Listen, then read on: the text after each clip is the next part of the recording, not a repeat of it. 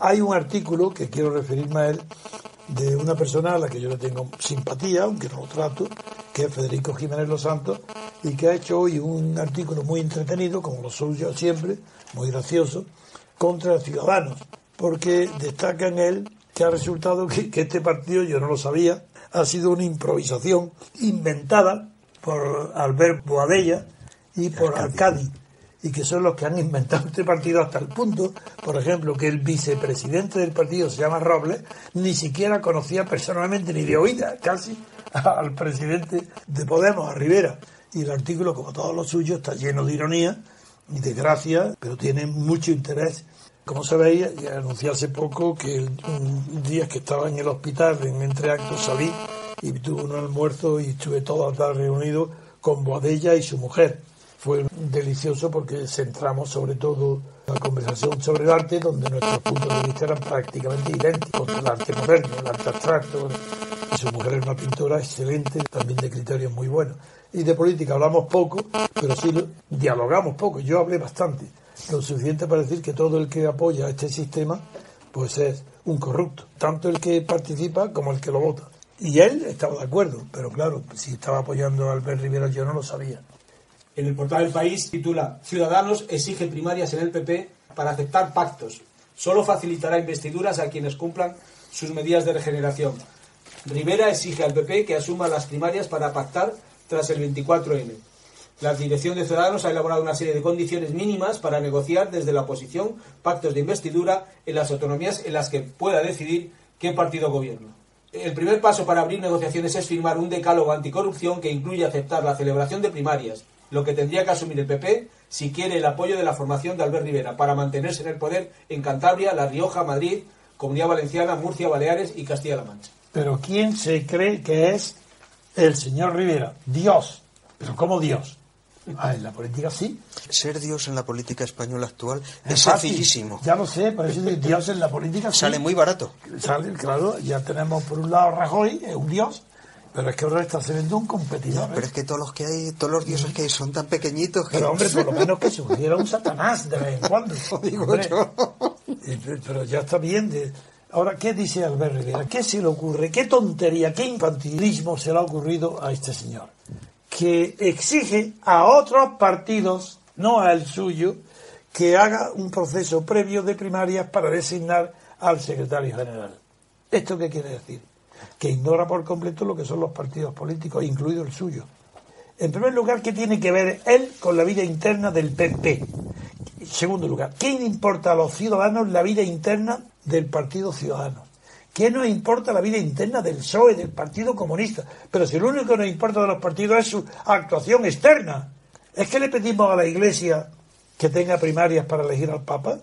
¿O es que le pedimos al Ejército que haya unas primarias para seleccionar entre generales? Es que si no cumple con ese requisito nos negamos, no vamos al servicio militar. No, primaria si no nos vamos al ejército. Es que para ir a misa exigimos primaria en la Iglesia, pero si es que esto es igual. ¿Pero qué tiene que ver el ciudadano con la vida interna de un partido? Yo, Antonio, si me permites, creo que el ciudadano lo único que puede, debe y absolutamente exigir a los partidos políticos es que se autofinancien. Lo demás que funcionen como quieran, siempre y cuando se autofinancien. Claro, no voy a eso, lo de la financiación lo doy por supuesto. No, pero claro, si son asociaciones privadas, oye, que se organicen como quieran. Lo que quiero decir es que lo que le importa a los ciudadanos es el comportamiento externo de una persona, no el interno. No que sea un buen padre de familia, ni un buen marido. Otra cosa es que un político, si se le descubren escándalos, engaños a su mujer o que le pega palizas a sus hijos con 2 años o 3, pues no está bien visto para que un político pegue esas palizas a su hijo.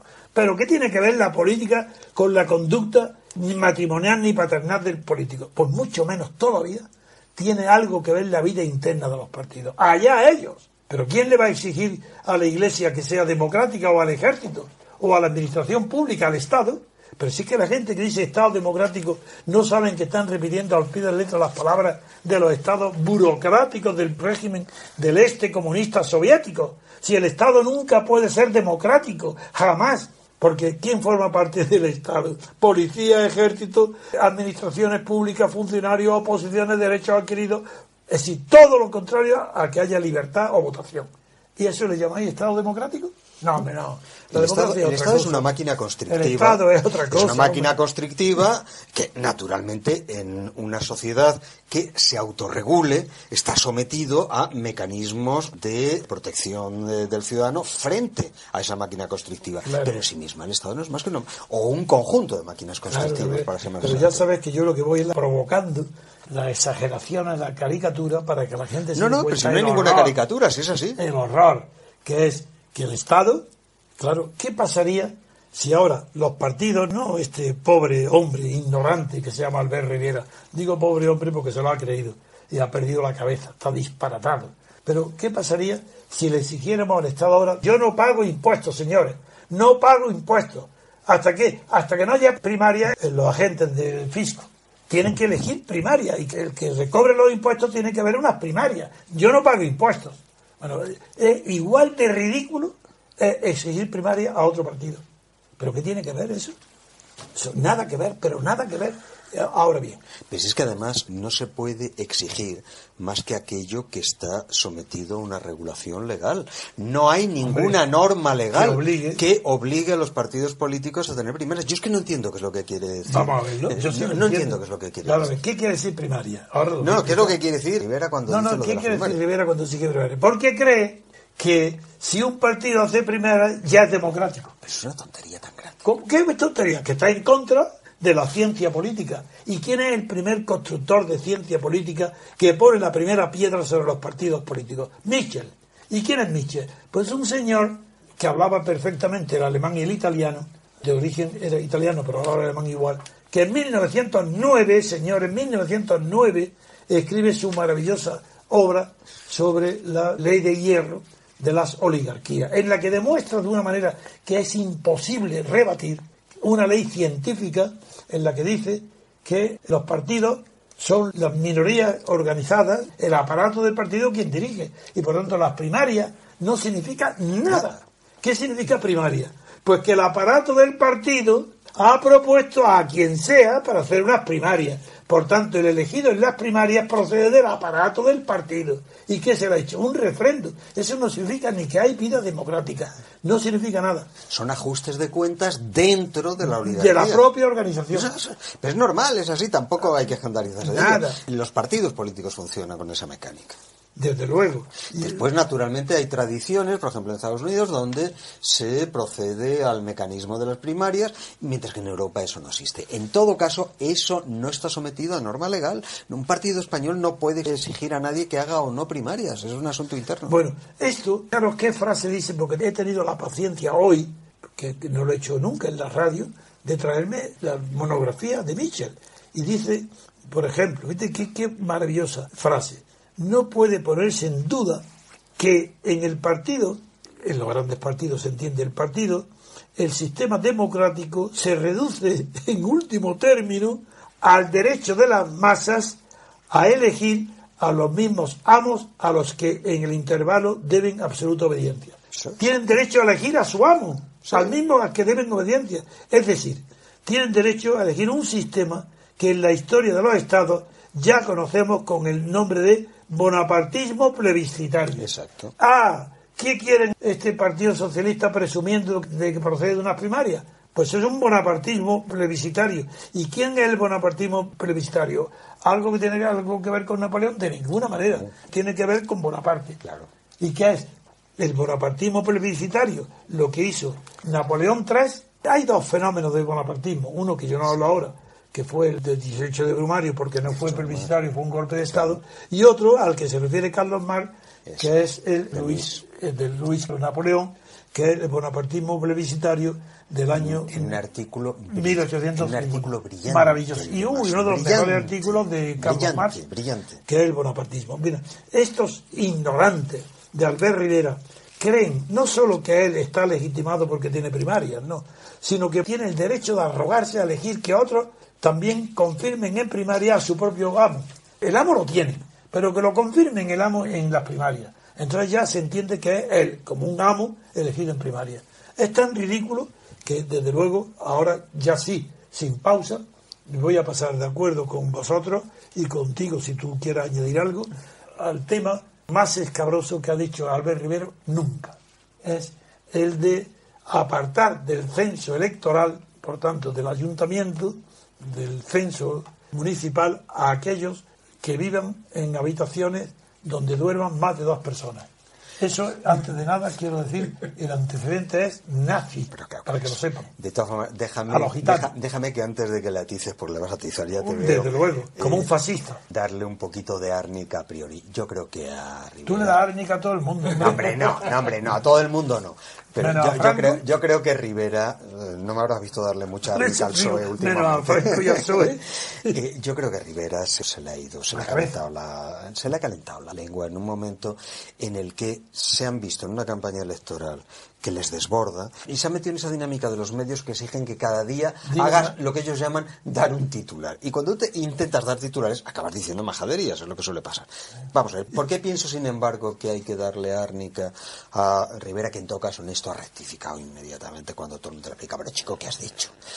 Creo que hay que darle árnica porque, pese a todo, y con todos los disparates que están haciendo, Ciudadanos es probablemente la única gente que puede hoy por hoy frenar el ascenso electoral de una fuerza peligrosísima como es Podemos. Pues cuanto más peligrosa, mejor. Hijo mío, no estoy yo muy convencido de eso, pero bueno, ahora dale. No, Albert Rivera creo que ha sufrido una transformación, no digo catártica, porque eso es demasiado profundo para que lo entienda, él no sabe ni lo que es, pero sí algo carismática, que es distinto de catártico. El carisma es una cualidad personal que lo tienen unas personas sí y otras no. Ese carisma es una atracción que ejerce una persona sobre los demás sin saber exactamente por qué. Es como un imán, sí, si un imán atrae, se sabe que atrae a las partículas de hielo. Los clásicos dicen que es una unción, que la divinidad sella en su frente. Pero el hecho es que este hombre, que era un hombre simpático, modesto, valiente, heroico en Cataluña, en que yo apoyaba al 100% sus declaraciones, sabiendo que no aportaba nada positivo, pero sí aportaba negativo, frenar, parar, insultar, descubrir las fechorías del catalanismo, del separatista. Entonces eso me tenía simpatía, y le he tenido simpatía hasta que ha empezado a transformar su cara. Cuando he visto su cara en la televisión, no hacía falta que hablara para que yo supiera que ese hombre había cambiado ya. Antes de hablar, solamente la expresión de su cara, la expresión corporal, la agitación con la que mira a la derecha y a la izquierda antes de contestar, que antes no lo tenía, demuestra que está en un estado de nerviosismo que le supera su ánimo. Hoy está prácticamente embargado por la opinión pública. No tiene serenidad ni sabe dónde está. No es que esté hinchado como un pavo real, que por ejemplo, no es. Por ejemplo, eso es Arturo Mas está hinchado como un pavo real. Pero este Albert Rivera está imbuido de un espíritu de inquietud hacia arriba de su vida, como un cohete. Quiere levantar sus alas mirando a un lado y a la derecha y a la izquierda rápido y soltar una frase por aquí, otra por allí, creyendo que cada vez que abre la boca los electores suben su cotización. Y el pobre hombre tiene falta de formación, no digo solo política, cuidado, tiene falta de formación moral, ética, porque no hay derecho a fundar un partido y encargar los programas a extraños contratados. ¿Eso qué es?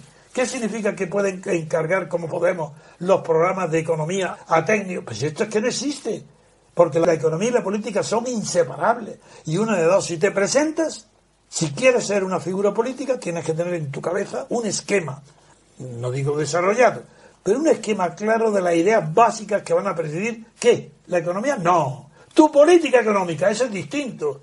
Economía política es fascismo, eso es nazismo. No se puede encargar nada que sea economía política, eso es mentira.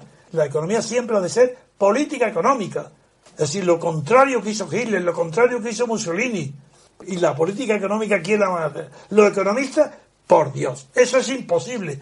En fin, lo que quiero no concluir, sino desarrollar que el tema de Albert Rivera es muy, muy inquietante. Yo sé que a mí mismo, y a ti, no digo Gabriel, y a mucha gente nos despertaba simpatías. Primero, por su origen, que proviene de oponerse en Cataluña, donde ha sufrido el escarnio, la burla, el desprecio, el ataque, la humillación, las mentiras, las difamaciones. Todo eso lo ha sufrido. Entonces eso ya es digno de respeto, de que haya aguantado. Al principio, antes del triunfo apoteósico en las encuestas de Podemos, todavía se presentó en Madrid con un aire modesto, tranquilo, razonador. Pero tan pronto como los medios de comunicación se dieron cuenta de que tanto como Podemos podía venderle Rivera porque era el freno a Podemos, porque claro, Rivera, su éxito se debe a Podemos. Así, Rivera ha crecido en la misma medida en que Podemos va bajando, porque ha sido el freno a Podemos. Pues desde ese momento Rivera ha perdido el control de sí mismo. Ya no se le reconoce ni en su cara ni en sus movimientos. No es que sea un creído, ahora está poseído, es un poseso. ¿Pero poseído de qué? De ambición de poder, de ambición de encuestas, de ambición de ser admirado, conocido. Es que no puede pasar sin estar todo el día. Igual que Pablo Iglesias, es lo mismo. Son posesos de la idolatría de las masas. Quieren ser idolatrados. Y para eso que aparecer en televisión, televisión, televisión y televisión, nada más. Y es un pobre hombre. Porque todas las propuestas que hace son ridículas. Y de las más ridículas de todas, una de ellas es la de las primarias, que es la que hemos empezado a criticar, porque no hay derecho a que pueda ignorar la ley de hierro de la oligarquía, y las primarias no es más que una de las manifestaciones no obligatorias de la ley de hierro de la oligarquía. Una primaria obedece a esa ley de hierro de la oligarquía. No puedo comprender cómo algo tan conocido desde el año 1909 sea desconocido en España, no por los políticos, hablo de la prensa, donde se ignoran que en los partidos políticos el encargo, que se hace a algo, por ejemplo, a un economista para que haga... Bueno, pues el encargo se convierte en cargo. Esto es lo que no entiendo. Claro. ¿Cómo no se dan cuenta? Y el cargo se convierte en colocación vitalicia. Y estos son los partidos estatales que buscan nepotismo con sus familiares y sus amigos. Es más, los cargos de los partidos permanecen mucho más tiempo que los ministros en sus cargos. Hay que tener en cuenta, si no hay tradición en los partidos de izquierda, ¿cómo va a haber tradición si la tradición la crean ellos manteniéndose en el poder para siempre, dentro del partido? Eso es la tradición. La tradición es estar siempre al lado de la organización. ¿Y quién triunfa? La organización. Y en España, ¿quiénes son los que más siguen esta red? Los socialistas. Los socialistas mucho más que la derecha y mucho más que los comunistas.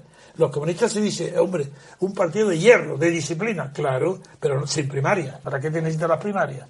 En cambio, el PSOE con primarias es un partido de la corrupción absoluta, donde no se pone en duda que en el partido, el sistema democrático, dice palabras literales de Mitchell, se reduce en último término al derecho de las masas a elegir a los mismos amos a los que en el intervalo deben absoluta obediencia. Palabras literales de Mitchell. Esto es lo que exige Rivera para el PP. Y palabras ya anunciadas por Etienne de la Boétie en el siglo XVI. Ahí fue la servidumbre voluntaria, que es mi gran tema. El discurso de la servidumbre voluntaria. Que lo metí yo en mi discurso de la República. Porque traje a cuento a la Boétie, el joven Boétie, amigo íntimo, que murió en los brazos de Montaigne. Sí, señor. De diarrea. Peste. Con peste fue así. Y él lo tuvo en sus brazos cogido, y no se contagió. Hasta el final. Pues bien, figuraros la opinión que puedo tener yo ahora cuando lo que sucede en Rivera es que exige a los demás que sean tan poco democráticos como él, aceptando que en primaria es la comedia de que parezca que hay una elección democrática cuando no hay más que una decisión del aparato del partido, la omnipotencia de la burocracia, que decía Mitchell, que llegaba a crecer hasta el punto de que convierten en dictadura. Que se lo pregunten a Felipe González. Si Felipe González renuncia al marxismo y se hace un dictador del partido, entonces son dictadores del partido. Yo he querido traer a cuento al fundador de la teoría de la ley de hierro de las oligarquías, porque él no lo tuvo en cuenta, pero coincide, es paralelo con la gran tesis de Pareto sobre la circulación de las élites. Sí. Bien, Pareto, así como Mitchell, era socialista, y en cambio Pareto era un ingeniero, estuvo muy influido por Comte y por los sensimonistas, pero él mismo desarrolló luego su tesis, como era un hombre súper inteligente, y desarrolló lo que se llaman las acciones primarias, que residuales, recordarás tú su teoría, pero ha pasado a la historia como el creador de la teoría de la circulación de las élites. Esa teoría la creó Pareto para oponerse a Carlos Marx, porque Carlos Marx era la teoría de la revolución. Y entonces la circulación de las élites fue una idea de Pareto para oponerse a la teoría de las revoluciones de las conciencias de clase. La teoría de Pareto es, uno, los gobiernos y las generaciones culturales de todos los países se estancan una vez que alcanzan los puestos de mando. En el Estado, en la sociedad, en la universidad, en la investigación, en todos lados. Se estancan y se quedan conservando el cargo. Y resisten que se renueve, como las nuevas generaciones vayan poco a poco incorporándose y renovándose los cargos en el Estado, en todas las organizaciones. Y es verdad que eso es casi una ley universal, también porque por instinto de conservación no es una ley, es que el egoísmo, el ego y la conservación del poder hace que voluntariamente sea imposible. Y como en toda organización, la cúspide está hecha también de personas de la misma carne y hueso que los subordinados, todos obedecen a la ley de permanencia en el mando, como una condición de permanencia en el cargo, como una condición de permanencia en el estatus económico en el que viven. Y ese es el fondo de la teoría de la circulación de los élites. Y pedía Pareto que para evitar revoluciones de tipo de conciencia de clase había que permeabilizar las organizaciones sociales, especialmente las estatales, para que fueran renovándose poco a poco y entrando lo que se llama élite. ¿Qué pasa ahora con Ciudadanos siguiendo primaria y todas estas tonterías? Pues que no son élites. Es que hablaba de circulación de las élites, pero no de la circulación de la idiotez o de las ambiciones. Eso es inevitable. Así, cuanto más tonto eres, generalmente, si tienes buenas relaciones sociales, más ambiciones tienes. Sí, entonces, está en relación directa. Y si vives en España, tanto más alto en política llegas. Y en Italia.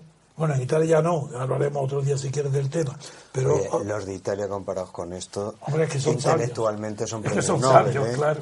Yo digo siempre que, claro, es que Italia no solo tuvo el resurgimiento que España no tuvo, sino que produjo a Gaetano Mosca, produjo a Pareto, produjo a Gramsci, produjo a Mitchell, produjo tantísimos cerebros. Oye, Andreotti, en España ni uno. Andreotti era un canalla, pero con una cultura. Claro, al lado de estos.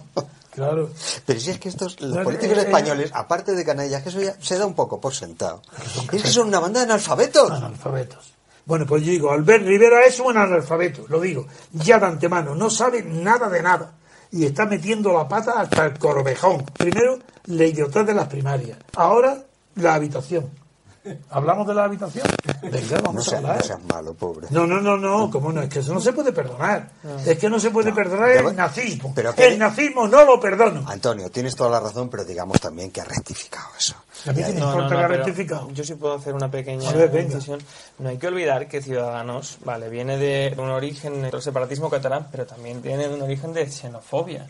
Es decir, el Partido de Ciudadanos en Cataluña, por ejemplo, Josep Anglada, que era colaborador con Albert Rivera y tuvo contacto, todo el mundo sabe quién es Josep Anglada, que salió hace un año o dos en Salvados. Ciudadanos ha votado para prohibir el velo en Cataluña. Ciudadanos ha estado a favor de prohibir la sanidad a los inmigrantes. Perdona, la prohibición del velo no es ningún acto de xenofobia, es la afirmación del principio básico de la ciudadanía y es lo que justamente en Francia se ha venido estableciendo en los últimos años. La ciudadanía es el rostro descubierto. Sin rostro descubierto no hay ciudadanía. No da miedo. No. Bien, cuidado, eso es un debate. Cuidado. Pero prohibir la sanidad a los inmigrantes, por ejemplo, ¿no te parece una medida xenófoba, Gabriel? Vamos a ver, en lo que concierne a Ciudadanos, puede ser que haya individuos concretos. Ciudadanos es un grupo de aluvión.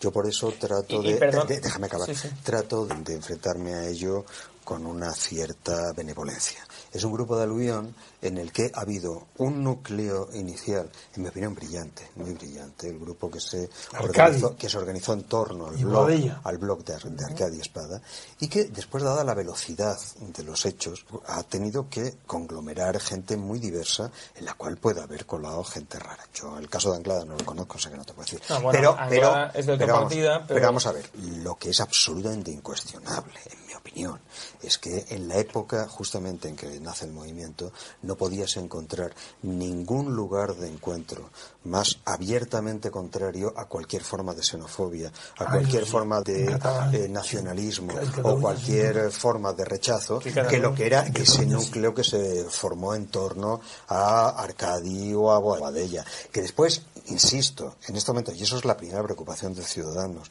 el acelerón que han tenido que pegar en las elecciones, en las que ellos no esperaban tener que jugar tan fuerte, les haya producido una adhesión de gente indeseable. Eso le pasa a cualquier partido que entre en fase de ascenso. Pero, Gabriel, una cosa, es que Ciudadanos lleva 9 años de actividad política, y en esos 9 años de actividad política, las medidas que ha seguido, hasta donde me he podido informar, es una política que ha ido en contra, efectivamente, del separatismo catalán, que todos aquí, por una mínima inteligencia y lectura de los clásicos que don Antonio nos va ofreciendo, sé que está bien esa política en contra, pero también es verdad que hay otra política que no me gusta nada, que apunta a una línea xenófoba, ir en contra de la ley del aborto, una política bastante derecha. Yo nunca hablaría de xenofobia en el caso ha sido el único partido que el día que se condenó el franquismo en Cataluña salió del Parlamento y no condenó. Bueno, es una actividad simbólica. Pero eso es importante. Pero eso que nos da a entender que las declaraciones, para mí,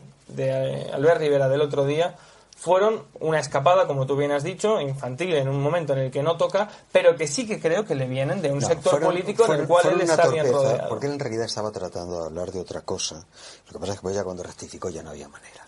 Que era de los fraudes que se estaban produciendo en las leyes de alquileres y los mecanismos de realquiler ilegal que estaban creando una situación terrible. De los negros, de los que pero cuidado. Que meten a 40 personas en el camarote de los Carlos Marx. Eso es cierto que es una... famosas camas calientes que le llaman, eso es cierto que es una ilegalidad. Eso es cierto que es una ilegalidad. Que es una ilegalidad y que es una violación de las condiciones básicas de existencia de las personas. Lo que pasa es que lo formuló muy mal. Y insisto que a las 24 horas o menos rectificó y explicó que bueno, que efectivamente había dado una mala formulación de algo que sin embargo sí era un problema, y el problema es que hay que proteger a la gente de alquileres y realquileres absolutamente degradantes. Sí, de eso estoy completamente de acuerdo contigo. Pero también, siguiendo por la línea que ha iniciado don Antonio antes, también hay que recordar que, por ejemplo, Ciudadanos tiene problemas de 2009 a 2011 porque su fundación, Tribuna Cívica, se opuso a la fiscalización, después la expulsión de Jordi Cañas, el número 2 por escándalos de corrupción. Es decir, no es una formación inmaculada que se haya creado para combatir a Podemos. Lo que ha dicho don Antonio antes me parece muy acertado, en que en España, como nadie tiene el carisma, ni tiene el porte, ni la inteligencia para ser un líder político, están obligados los medios de comunicación a fabricarlos y a buscarlos donde sea. Nadie es inmaculado en política. No, y mucho menos en España. Mucho menos en España. Y efectivamente... Sin ruptura con el franquismo, cuidado. Que no ha habido ruptura. Y en los últimos años, con una llevada al límite de la locura de algo que es una tendencia general en todo el mundo moderno, que es a transformar la política en televisión, a transformar la política en proyección mediática. El problema es que en estos momentos todos los partidos viven en la certeza de que las elecciones se ganan a golpe de televisión, y naturalmente que eso pudre a todo el mundo. Y coincidiría contigo que efectivamente ese es el riesgo de Ciudadanos, como es el riesgo de todo el mundo. Dicho eso, sin embargo, yo sigo pensando que, hombre, no se puede igualar a todos, y que en Ciudadanos todavía queda una beta de una posibilidad de política menos demente que las otras que están en juego en estos momentos. Lo que quiero decir con mi intervención es que para mí tanto Ciudadanos como Podemos han empezado con un discurso ideológico muy marcado, que intentan demostrar que tienen una conciencia cívica y una moral política muy marcada, pero conforme van ganando resultados en las encuestas tienen que ir moderándose, tienen que ir dejando de lado, y para mí eso es lo que hizo el otro día Albert Rivera, ir dejando de lado las pretensiones ideológicas en pro de obtener mayores resultados y poder acceder a una mayor representación del poder. Esta situación que estamos viviendo entre Podemos, Ciudadanos, etcétera, etcétera, me recuerda mucho a la famosa frase de Lincoln: se puede engañar a todos poco tiempo, se puede engañar a pocos todo el tiempo, pero no se puede engañar a todos todo el tiempo. Solución, la abstención. Yo creo que en las sociedades actuales sucede exactamente lo contrario a lo de Lincoln. Engañar a todos todo el tiempo es el gran arte de la utilización de los media en las sociedades contemporáneas. Lincoln hablaba en una época en la cual la construcción a la medida de subjetividad no era posible. Nosotros vivimos en la sociedad en la que se puede idiotizar permanentemente al 100% de la población. Yo estoy hablando de los líderes de los partidos, no lógicamente de la estructura de la oligarquía. Está claro que hace muy bien su trabajo. Es que es aterrador eso. Eso hace que la política en las sociedades actuales se haya convertido en algo tan tan horrible. Bueno, bien, yo para terminar este debate voy a leer muy brevemente las conclusiones de Michels, que dice: el resultado final de nuestra investigación es el siguiente.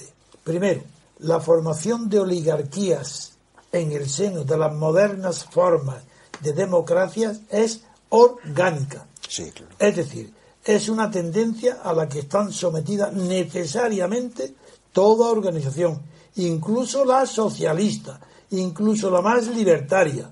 Segundo, si existe una ley sociológica a la que estén sometidos los partidos políticos, es esa ley, enunciada en la fórmula más breve, que diría así: la organización es la madre del dominio de los electos sobre los electores. ¿Os habéis enterado, amigos? ¿Tenéis alguna ilusión respecto a lo que es la partitocracia?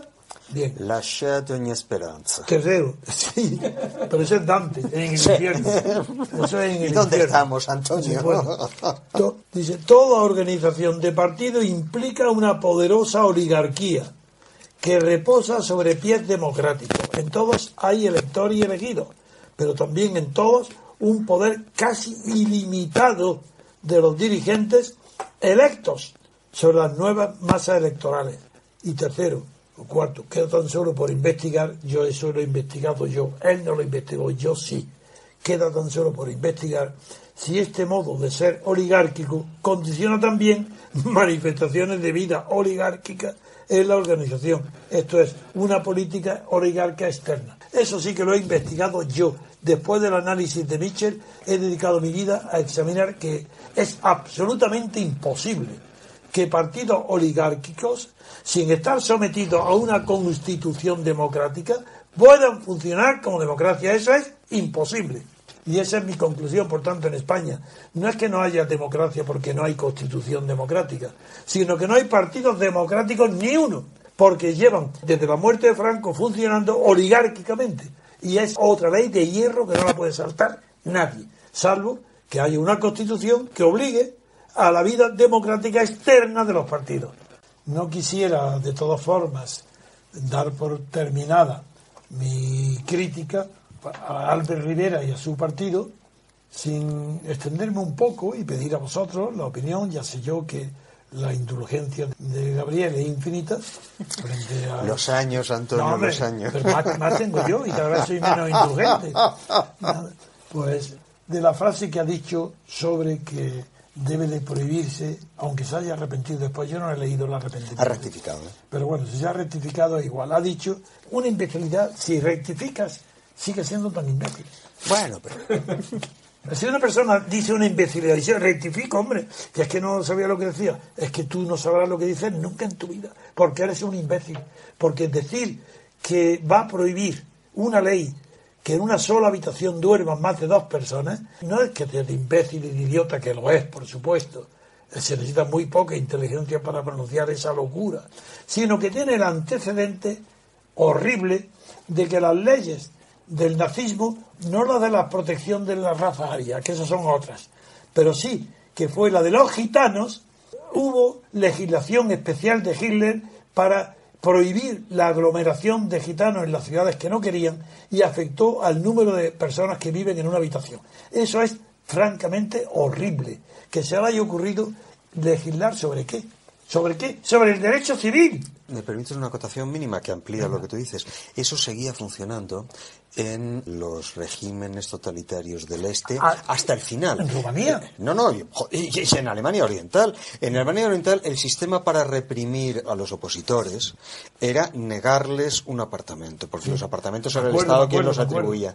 Si a continuación el opositor se iba a vivir a casa de un amigo, pues no se iba a quedar en medio de la calle, incurrían ambos automáticamente en un acto de ilegalidad por estar ocupando doblemente un apartamento que estaba solo previsto para una persona, y acababas... ¿Cómo que en sanción? Acabas en la cárcel. En la cárcel, claro. Bueno, y ahora no. Este es mucho más humanitario, en Rivera. Este es más buena persona. ¿No ves que tenía una cara de ángel? Antes de ser famoso, era un ángel. Ahora es un agitador. Pero, ¿qué es lo que propone él? Nada de meterlo en la cárcel. ¿Qué va? Retirarle el derecho de votar. Suprimirlo del censo municipal, que no voten. Eso es legalmente imposible. Bueno, ¿no? pero es que hasta ese punto no se puede llegar pidiendo luego rectifico. Pero ¿cómo rectifica si acabas de decir que cuando llueve el patio de mi casa se moja? Pero ¿cómo te puedes rectificar eso? Eso ya no tiene rectificación posible, eso es mentira. ¿Recordáis la canción del patio de mi casa se moja porque es particular? Si llueve se moja como los demás. Bueno, pues ese los demás, se llueve con los demás, esa es la imbecilidad de Rivera. Rectificar, no rectifique, di otra cosa. En lugar de rectificar, porque si rectifica es peor. Estás reconociendo que has metido la pata hasta el corvejón de verdad, que no sabes lo que es ni los derechos civiles y políticos. Ya te crees omnipotente, no has llegado al poder y ya empiezas, hombre, Podemos, por lo menos roba antes de llegar al poder. Pero es que tú lo que dices es peor, que es que le quitas el derecho de voto a si duermen más de 2 personas en una sola habitación. Eso quería decirlo, porque para mí es monstruoso. Implica no conocer, no el hecho ese, es no conocer las fronteras de la ley civil, de la sociedad civil, del derecho civil, frente al derecho político. Es que no conocer la frontera, eso es personas que han sido educadas bajo el franquismo, que llegó, sin embargo, Franco, a no ser una dictadura como la alemana, ni siquiera como la italiana, porque respetó el derecho civil. Y por eso los jueces bajo Franco eran mejores que los actuales, porque conocían el derecho civil. Ahora nadie conoce nada que no sea derecho político, es decir, filfa, concesión del Estado, mentira, propaganda. Aquí ya no hay bases para el derecho. Ahora hacen uso alternativo del derecho, Antonio. O sea, tiene narices. Tiene narices, es un catedrático de Derecho Constitucional de la Universidad de Estrasburgo, que ya está jubilado, menos mal que está jubilado, pero todavía no ha muerto. Dice que para aprender Derecho Constitucional no hay que leer los textos de los... Por ejemplo, no lo nombra Carl Smith, porque yo creo que ni lo conoce. ¿Para qué? No, dice que hay que leer ¿a quién? Dice a lo que opinan de Derecho Constitucional los internautas en Internet. Hay que leer Internet. Eso dice este tío. ¿Y sabes este tío quién es? Pues Ábrele. ¿Y sabes quién es Ábrele? Aquel que todos sus libros tiene ya jubilado, tiene 90 años. Y todos sus libros los publica el Estado español, financiado por el Estado español, y los distribuye en toda América Latina y en España. Ese es Ábrele. Con eso termino. Aquí muy bien. No, que aquí en la Complutense estamos igual. Yo voy a clases de Derecho Constitucional y mis profesores, bueno, de hecho, aprovecho para decirlo, el jefe, el catedrático de Derecho Constitucional en la Universidad Complutense de Madrid, que es Raúl Canosa Usera, es un hombre que ha reconocido, en clase me ha reconocido que no ha leído a Montesquieu. Está bien. O sea, porque me acuerdo que yo puse en conocimiento en clase, un día que estamos hablando de la representación política, le dije, bueno, y don Antonio García Trevijano, la tesis que viene de Montesquieu, le confieso que no he leído a Montesquieu. ¿Montesquieu? ¿Quién? Bueno, esto no es un programa de humor, ¿eh? A ver. Bueno, bien.